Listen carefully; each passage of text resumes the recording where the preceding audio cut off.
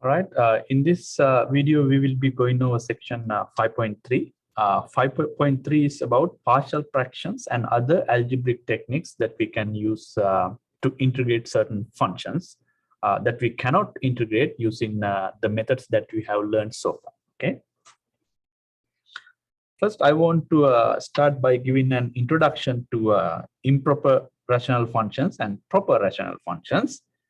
First of all, notice that a rational function is a function of this form. R of x is equal to P of x divided by Q of x. Okay, both of these are polynomials. P of x and Q of x are polynomials. Any function of this form is called a rational function. By the way, Q of x cannot be 0 because it's your denominator. Okay. Then what are the improper rational functions and what are the proper rational functions? I'll take two examples. I'll take R1 of x to be x to the power 3 plus 1 divided by x squared plus 1. And then I will take R2x to be x to the power 3 plus 7 divided by x to the power 4 plus 5x plus 1. Okay, if you look at this first expression, as you can see, your degree of the numerator is bigger than or equal to the degree of the denominator. Okay, degree means this highest power appearing. Okay, degree of the top polynomial is bigger than or equal to the degree of the bottom polynomial. If that is the case, we say that that rational function is an improper rational function. This is an improper rational function because the degree of the numerator is greater than or equal to the degree of the denominator. Okay, I'll write improper rational function. This is an improper one.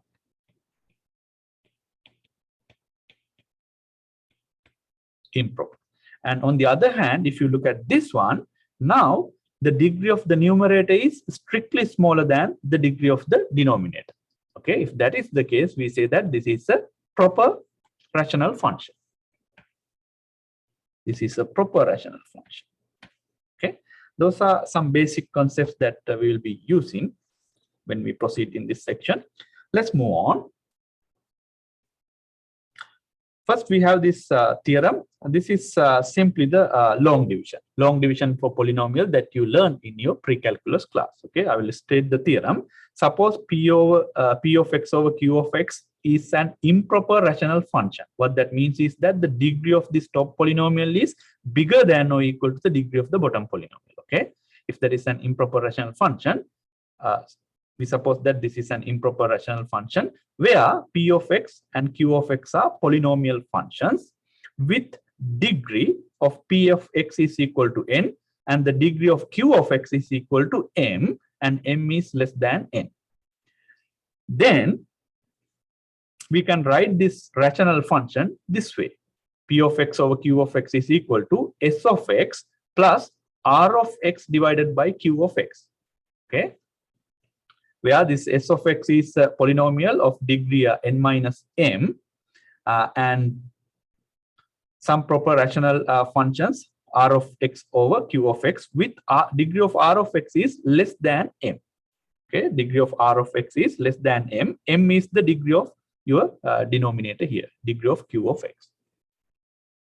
Well, this is, as I said, this is the long division. Okay, polynomial long division. For example, think about this division, this rational function, improper rational function. Clearly, this is an improper rational function because the degree of the top is bigger than the degree of the bottom.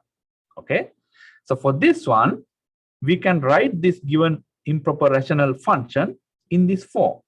Some polynomial plus another rational function with the degree of this function is smaller than degree of Q of x. Q of x is, of course, in this case, x plus 2. Okay, how do we write it?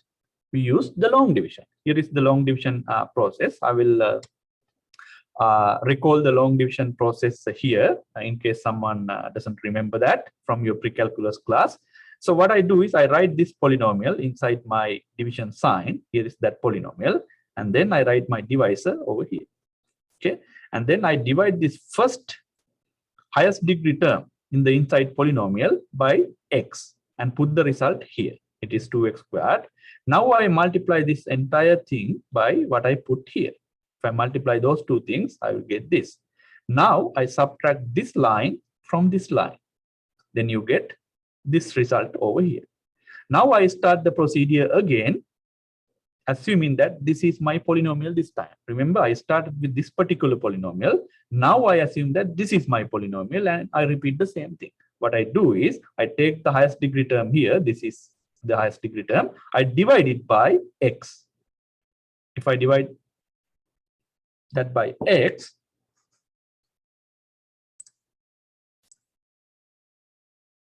by the way, I have to have plus 5 here. Okay, I'm subtracting this line from this line. Then what I do is I divide this higher degree term of this polynomial by x. Then you get minus 7x. You put minus 7x over here.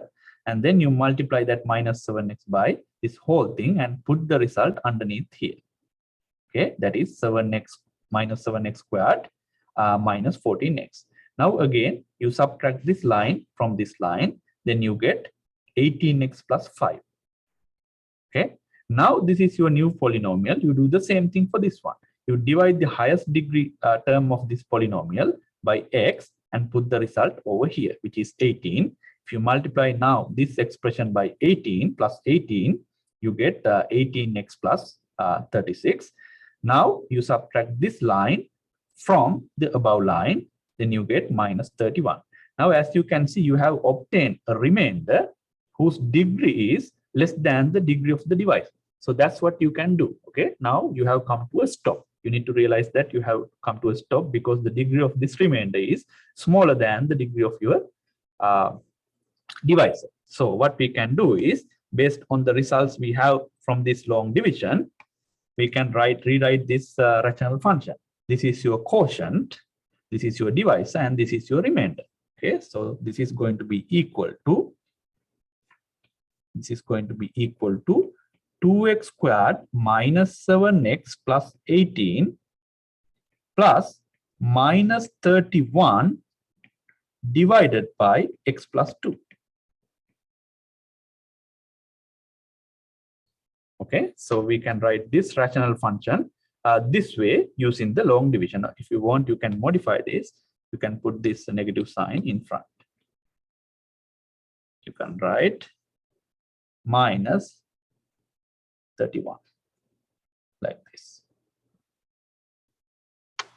All right, that's the idea of long division. We'll be using this long division idea in integrating complicated functions. Okay.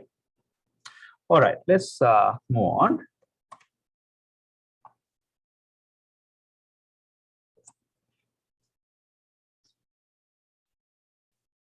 Okay, next, the polynomial long division. And here is the algorithm that I explained in the previous slide. Okay, how to go about doing the long division. I showed you we are an example. Let's move on.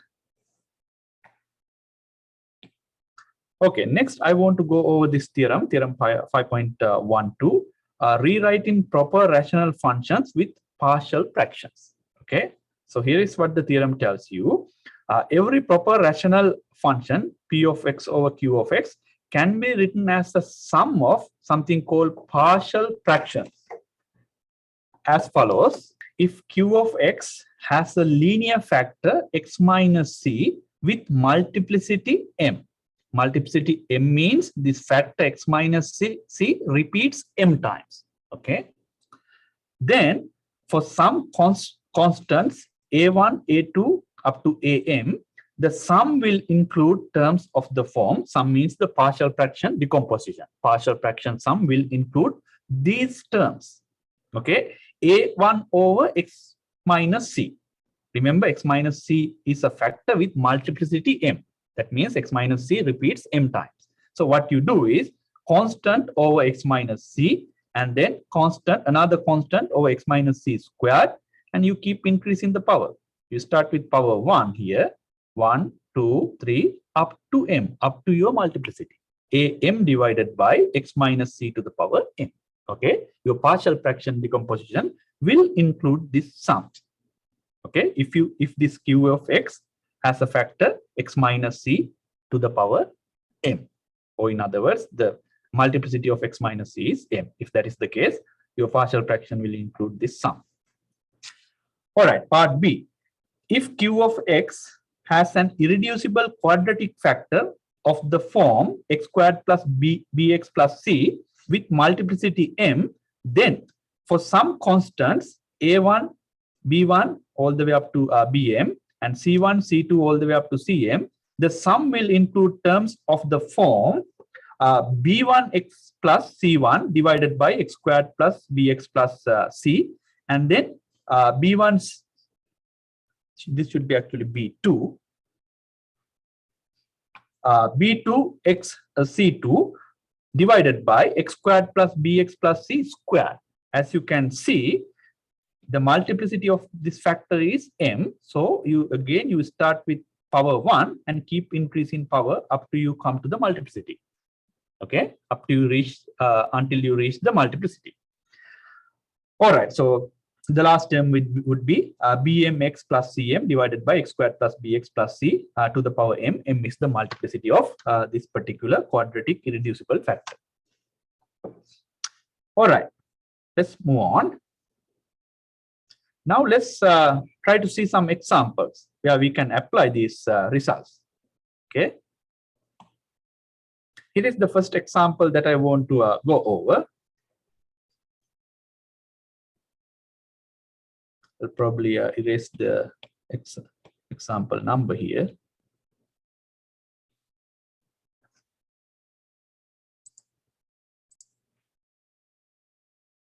All right, write each of the proper rational functions that follow as a sum of partial fractions with coefficients a1, ai, bi, and or ci. Do not solve for these coefficients. Just write out the form of the partial fraction decomposition. Okay, we are just asked to write the partial fraction decomposition, the form of the partial fraction decomposition. You can leave the constants as it is. You don't have to find it. Okay, that's what it tells you. Let's work on part A. The first step when you do partial fraction decomposition is you need to factorize your denominator completely.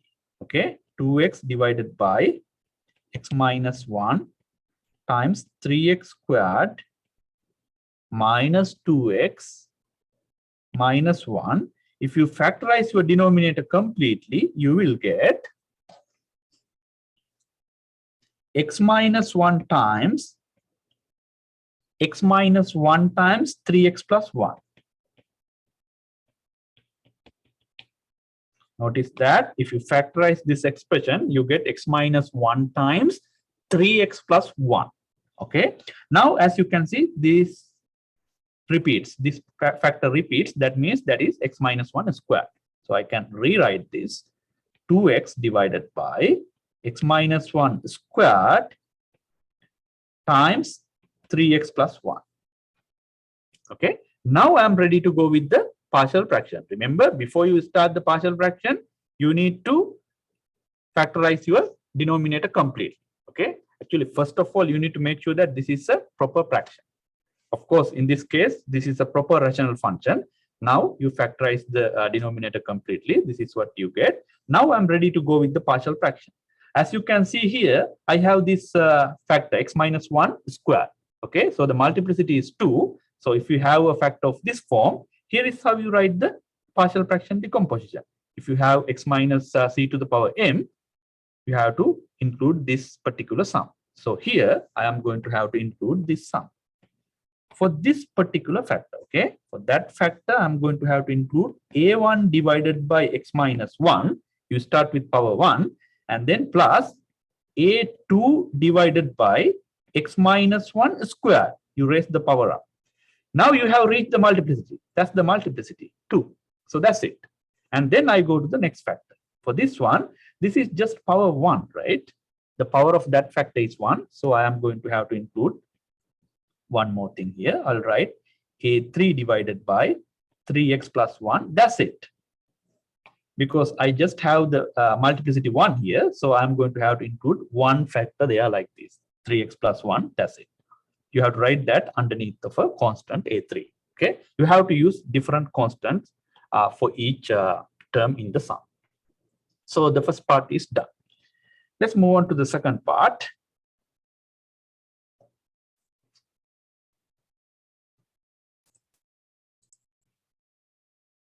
All right, let's look at part B now. Again, here the key is to factorize this polynomial, okay?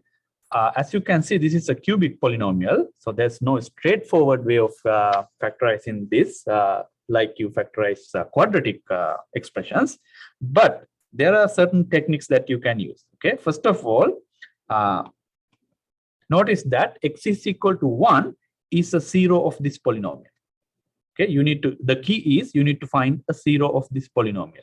If you plug in x is equal to 1, you will see that this polynomial is going to be 0. This becomes 1, this becomes minus 6, and this becomes 11, and this becomes minus 6. Okay, so altogether the sum will be 0. Okay, that means x is equal to 1 is a 0.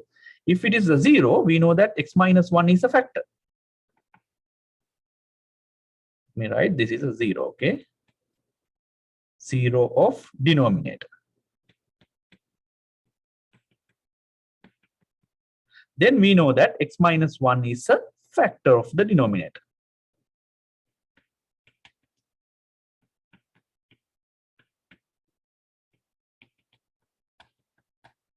Now the question is, how do you find the other factor? How do you write this as two factors? This factor times some other factor. How do you find some other factor? Well, you can use the synthetic division. You divide this polynomial by x minus 1 to find the other factor. Okay, so here is how the synthetic division goes. You copy these coefficients: 1 minus 6 11 minus 6, 1 minus 6 11 minus 6, and then you put this value here. Your 0 is 1. You put 1 here. You copy your 0 to here, and then you perform the synthetic division. First, you pull this down here, that is 1, and then you multiply these two together and put the result here.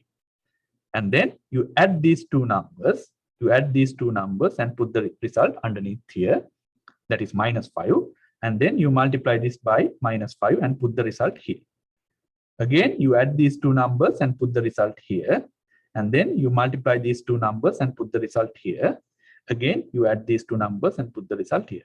As you can see, this number is the remainder. Remainder is 0. It makes sense. We know that this is a factor. If that is the factor, remainder should be 0. What is the quotient? Quotient is x squared minus 5x plus 6. Okay, so I can write this rational function x cubed minus 6x squared plus 11x minus 6 in the following form. 1 over, of course, x minus 1 is a factor, I know that. The other factor is this one, x squared minus 5x plus 6. We are just recalling some topics that you learned in pre-calculus class, okay? All right, now what I'm going to do is I'm going to factorize this one. I know how to factorize quadratic expressions, so I can factorize this one. This will be x minus 2 times x minus 3. This will be equal to 1 over x minus 1 times x minus 2 times x minus 3. All right, the first task is done. We factorize the denominator completely. Now we can go with the partial fraction decomposition. Of course, as you can see, all these factors are distinct and the multiplicity is 1. The power is 1 in every factor. So the partial fraction decomposition is straightforward. Okay, so let's write the partial fraction decomposition. The partial fraction decomposition would be, this is equal to a1 over the first factor. You are just going to have one of these things, okay, because the multiplicity is 1. And then plus a2 divided by the second factor. Just one of that kind. One of the kind where you have x minus 2 in the bottom, okay, because you have only one. factor in that denominator. And then plus a3 divided by x minus 3. That is the partial fraction decomposition for this part. All right, let's move on to the next part, part C. How do you handle part C? First of all, let me rewrite that. X squared minus 1 divided by x to the power 7 plus 2x to the power 5 plus x cubed. Again, notice that this is a proper rational function because the degree of the numerator is smaller than the degree of the denominator. The first thing I'm going to do is I'm going to factorize my denominator completely. So this will be equal to x squared minus 1 divided by, I'm going to pull out the x cubed. Then you get x to the power 4 plus 2x squared plus 1. Now the question is, can we factorize this further? Yes, you can factorize this further using the techniques that you learned in your pre-calculus class. View this as x squared to the power 2. This is x squared. This is 1. Then you can easily see that the factors of that would be x squared minus 1 divided by x cubed. You get x squared plus 1 times x squared plus 1. That's what you get if you factorize this. Okay, as I said, view this as x squared to the power 2 plus 2x squared plus 1. Now think of this as a one variable. X squared is one variable. Now, as you can see, it's a quadratic expression, right? You know how to factorize quadratic expression. If you factorize that quadratic expression, this is what you get.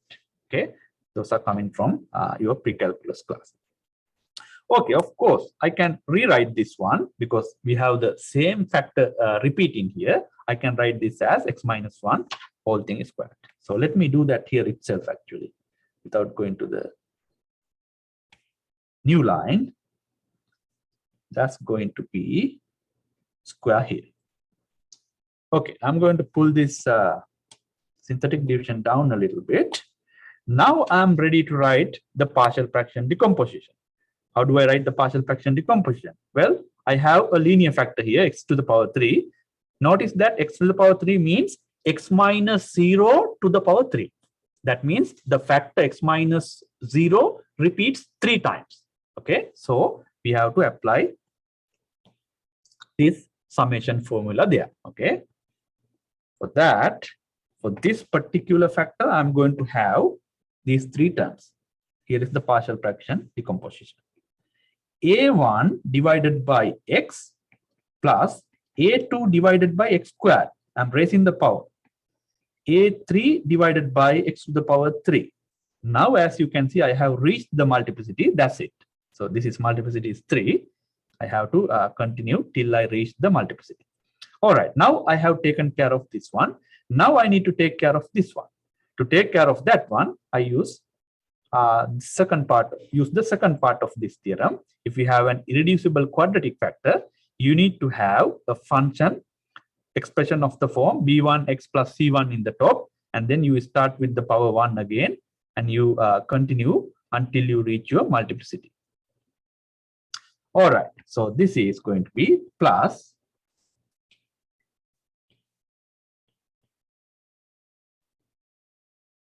I'm going to write plus c1x plus d1 divided by, oh, not here, pardon me, the other slide.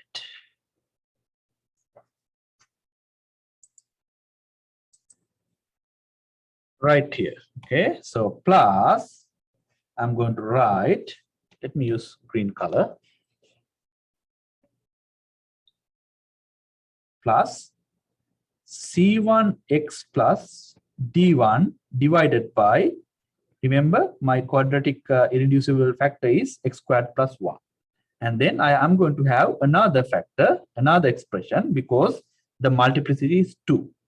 I started with power 1 here, but I have to continue till I reach power 2. So I'm going to have another term, that is c2x plus d2 divided by x squared plus 1 squared. Now I have reached the maximum power. That means I'm done now. Okay, because the multiplicity was 2, I have reached 2 here.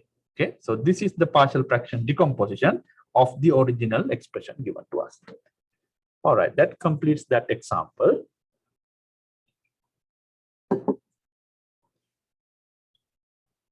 Let's look at more examples. Next, I want to go over this particular example. Solve for the coefficients a1, a2, b, and c that satisfy the partial fraction decomposition of this expression. First of all, forget about this one. If this is not given, now you should be able to write that. Pause the video and think about that for a few minutes, whether you can write the partial fraction decomposition for this one. Well, you have x minus 1 squared. So for that factor, you should have a1 divided by x minus 1 plus a2 divided by x minus 1 squared, right? And then you have a irreducible quadratic factor. Irreducible means you cannot factorize this further. For that, you are going to have another expression in the partial fraction decomposition, that is cx plus d divided by x squared plus 3. That's what exactly you have here. Okay, that's what exactly you have in the right hand side.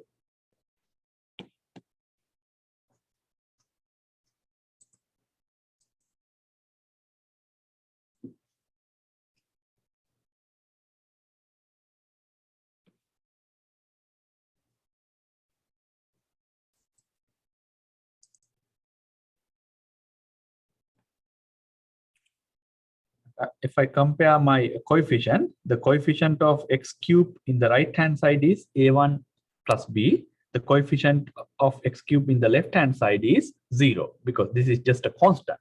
Okay, so we have a1 plus b should be equal to 0. Similarly, we set the coefficient of x squared in the left hand side equal to the coefficient of the x squared in the right hand side. In the right hand side, this is the coefficient of x squared, and in the left hand side the coefficient of x squared is 0. So we should have minus a1 plus a2 minus 2b plus c is equal to 0. And if you set the coefficient of x to equal to each other in both sides, you get 3a1 plus b minus 2c is equal to 0, because in the left hand side there is no x term. Okay, similarly, finally you set your constant term equal to the constant term in the left hand side. So 8 should be equal to minus 3a1 plus 3a2 plus c. Okay, now we have 4 simultaneous equations. Okay, we have 4 simultaneous equations. What we do is we solve these 4 simultaneous equations. To find these coefficients, you will get these coefficients to be these numbers. A1 is equal to minus 1, A2 is equal to 2, C is equal to minus 1, and B is equal to 1. And then we can plug in those coefficients in the partial fraction decomposition over here. Okay, if you plug that in, here is what you get. This is the partial fraction decomposition of the given expression. All right, let's move on. Next, I want to go over this example. Again, we are asked to find A1, A2, A3. All right. Now, if you simplify your right-hand side by taking a common denominator, this is what you get. Okay. Now, you can think of this as canceling each other. If you cancel your denominators, because denominators are same, of course, by assuming that x is not equal to 1, 2, 3, you can cancel these two. Then these two numerators have to be equal. Okay. Again, now in this case, like we did previous case, again we have these two numerators equal. Now to solve for these coefficients a1, a2, a3, I'm going to use a different technique this time. This time I'm not going to FOIL this one and combine like terms. Instead, I'm going to use a little bit different technique here. Okay, the technique is that, notice that now these two are equal, or you can cancel your denominators, then 1 is equal to this expression. What I do is I'm going to plug in a number for x in both sides. I'm going to put x is equal to 1.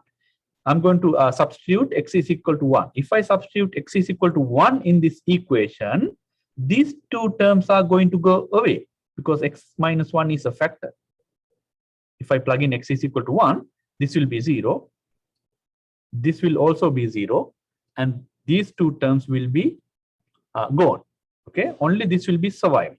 That's what I'm going to do to find my coefficient a1. If I plug in x is equal to 1, this is what you get. Of course, the last two terms are going to go away. You get a1 times minus 1 times minus 2.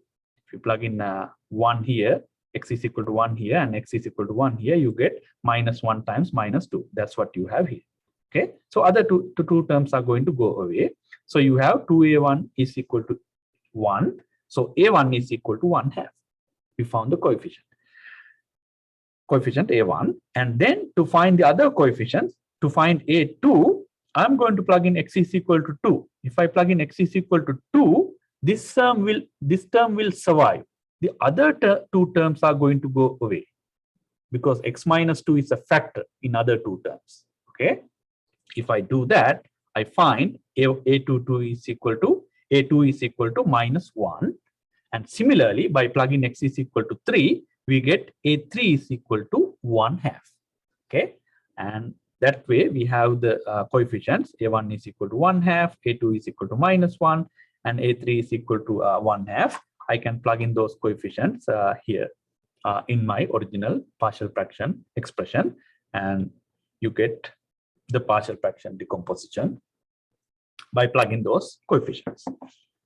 All right, that completes that example. Let's move on.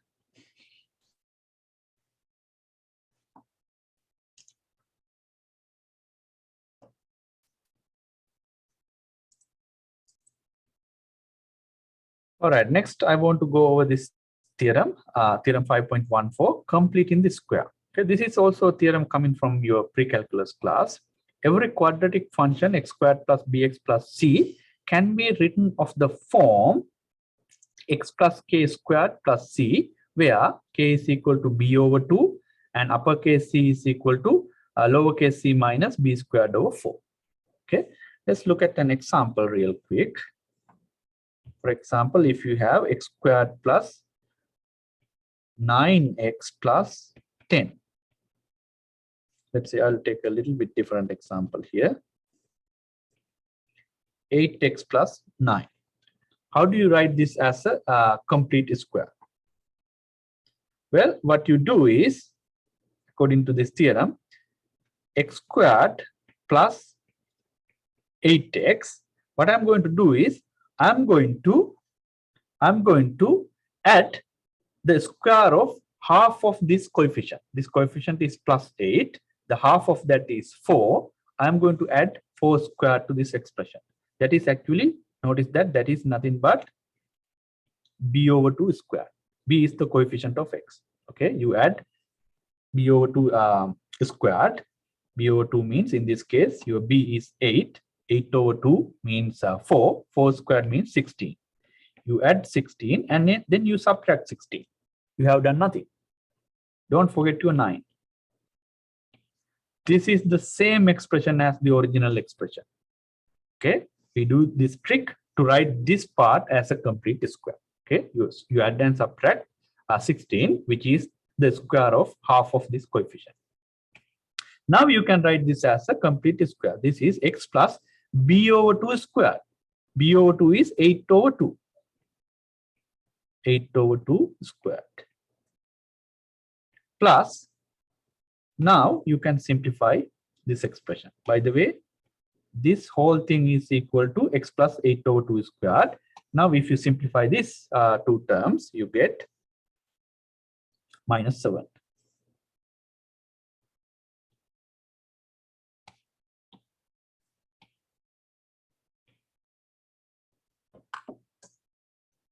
All right, that's a quick example. Let's move on. Next, I want to work on this example. We did not look at an example where we can apply these ideas in real integration. So here is an example that we can apply these techniques. So how do you integrate this function? We are asked to integrate this particular function. It looks very complicated, but the calculation is not really bad. So how do you integrate a function like this? First of all, notice that this is an improper fraction, improper rational function, because the degree of the top polynomial is bigger than the degree of the bottom. So the first step is to write this as a polynomial plus a proper rational function. For that, you can use the long division. Here, I have given the long division process. You divide this top polynomial by x squared minus 5. And if you apply this long division process, you can write this original given improper rational function this way. Okay, the 3x plus 1 is the quotient that you get from your long division process. And of course, your remainder is just x. So you have the remainder here divided by the divisor. So this expression is equal to this. So I'm going to do this integration now. I'm going to plug in this expression for this one, because those two are equal. Integration 3x plus 1 plus x divided by x squared plus 5 minus 5, pardon me, dx. Okay, I don't really have to have parentheses here. This is what you get. Okay, now we can integrate these two functions individually. Of course, you know how to integrate this one. That's easy. Integration 3x plus 1 dx plus integration x divided by x squared minus 5 dx.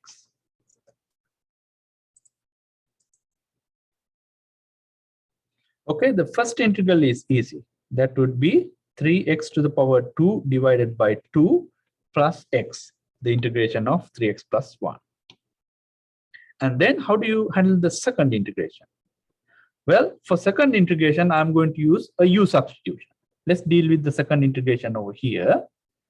I want to deal with this one, x divided by x squared minus 5 dx. I'm going to use u substitution. U is equal to, I'm going to take u is equal to x squared minus 5. Okay, then you get du is equal to 2x times dx. Because if you find du over dx here, you get 2x. If you multiply dx to the other side, you get du is equal to 2x times dx. From here, we can see that 1/2 times du is equal to x dx. Why am I interested in x dx? Because that's what I have here. In my original integral, I have x dx. That's why I isolated x times dx. All right, now I can go with the u substitution. My original integral becomes 1 over u times 1/2 times du. Okay, x times dx is 1/2 times du. Now you can pull out 1/2. You get integration of 1 over u du, which is ln absolute value of u plus a constant. Okay, that is equal to 1/2 times ln u is nothing but x squared minus 5 plus the constant. So I can plug in this one over here for this one. Okay, so that's going to be plus 1/2 times ln x squared minus 5 plus a constant. So that's your answer. All right, let's move on to our last example. Solve the integral. We need to solve this particular given integral. How do we solve this integral?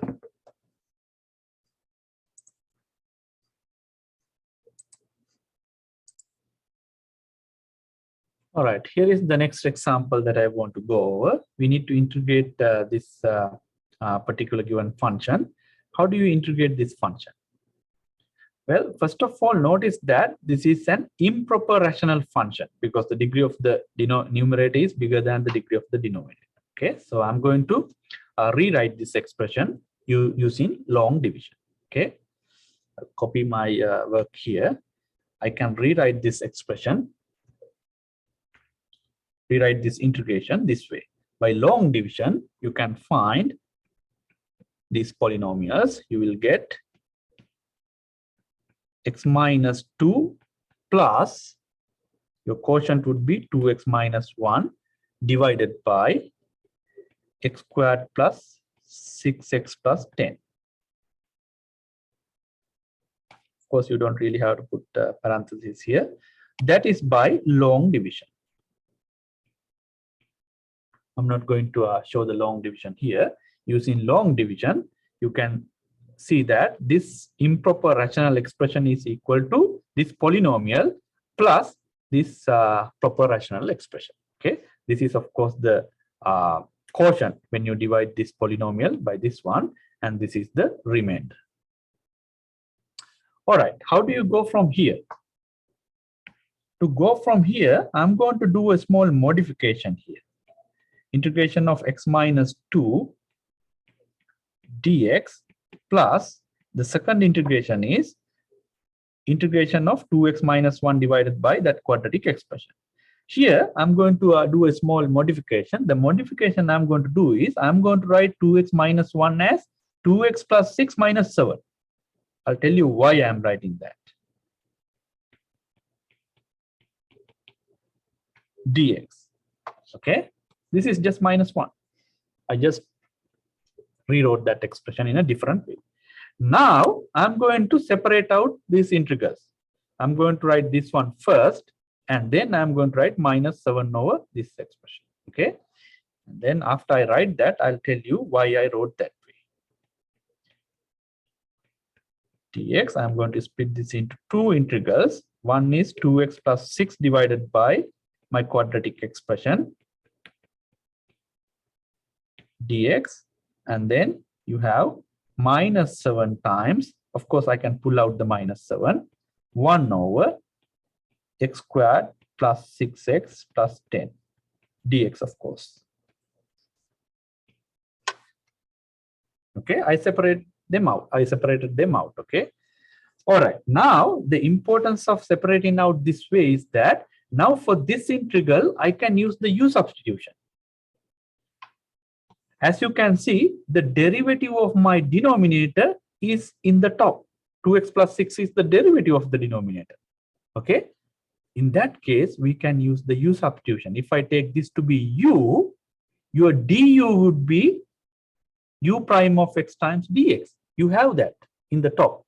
Okay, that's the strategy that we used here. That's why I splitted this this way. I wrote 6 minus 7 for minus 1.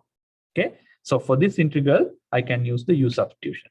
Okay, using u substitution, I'll perhaps deal with this integration separately. 2x plus 6 divided by x squared plus 6 x plus 10 dx. I'm going to use the u substitution to solve this integral. I'll use u is equal to x squared plus 6x plus 10. Then you get du is equal to 2x plus 6 times dx. That's what exactly you have here. Okay, that's the reason why I wanted this term in the top. So now I can go with the u substitution. This integral will be equal to 1 over u times du. The integral of this one would be, the integration of this function would be ln absolute value of u plus a constant. Okay, you can back substitute for u, that is x squared plus 6x plus 10. Of course, you need to have absolute value. So we have this integral. The only remaining piece of the puzzle is to find this integral. How do you find that integral? Well, again, I'm going to use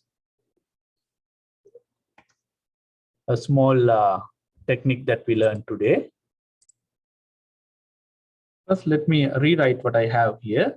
I have this integral, that is, of course, I can integrate that, x squared over 2 minus 2x plus the integral of the second one we just found, ln x squared plus 6x plus 10. I'll put this constant later because I have one more integral here, minus 7 times integration of 1 over, here I'm going to make a modification. I'm going to write this bottom as a complete square now. Okay, I can write that as a complete square this way, x plus b over 2 squared, that is b is 6 in that case, that is 3 squared minus 9 plus 10 dx. This is, of course, plus 1. Okay. Now I'm going to rewrite this one, this integral x squared over 2 minus 2x plus ln x squared plus 6x plus 10. Maybe I'll push this a little bit downward, minus 7 times integration 1 over x plus 3 squared plus 1 dx. Okay, now if you use the u substitution here, now for this integral you can use a u substitution. You just use u is equal to x plus 1. Okay, if you use u is equal to x plus 1, perhaps I'll copy this content to the other side. Remember, I'm dealing only with this integration. If you use u substitution there, you get du is equal to dx, that's clear. And doing the u substitution, you get 1 over u squared plus 1 times dx is du. This integration is the integration that you know. This is tan inverse u. Of course, that is tan inverse u is x plus 1. So we have this integration. That means we have this integration. So all set. Okay. So our final answer would be x squared over 2 minus 2x plus ln x squared plus 6x plus 10 absolute value minus 7 times tan inverse x plus 1. Don't forget your constant. See, that's your answer.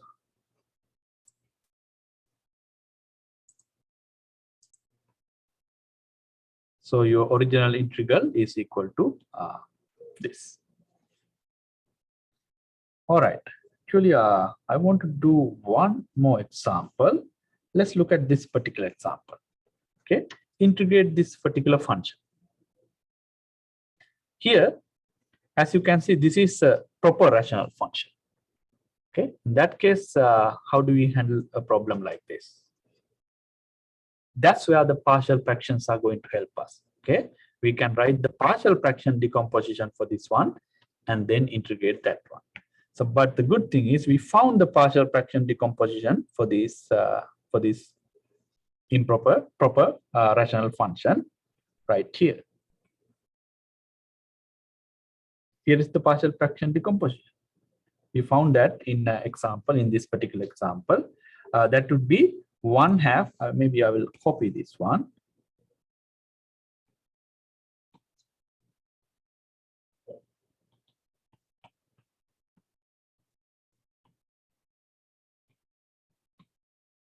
Here is the partial fraction decomposition.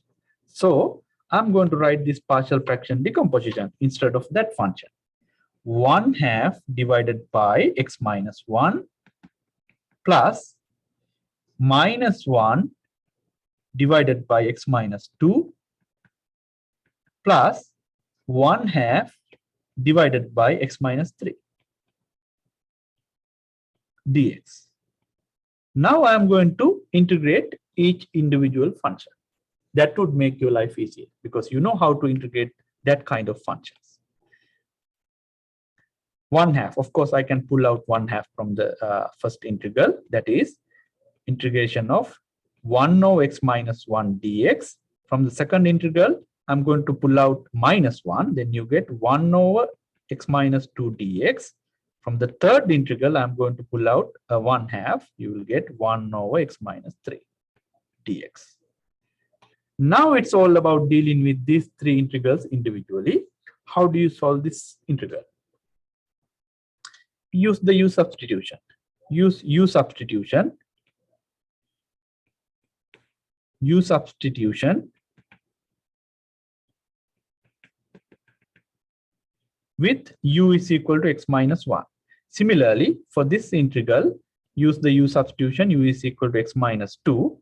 For this integral, use the u substitution, x minus 3. U is equal to x minus 3. Okay. If you use the u substitution, you will see that your integral is going to become 1/2 times ln x minus 1, absolute value of x minus 1, minus ln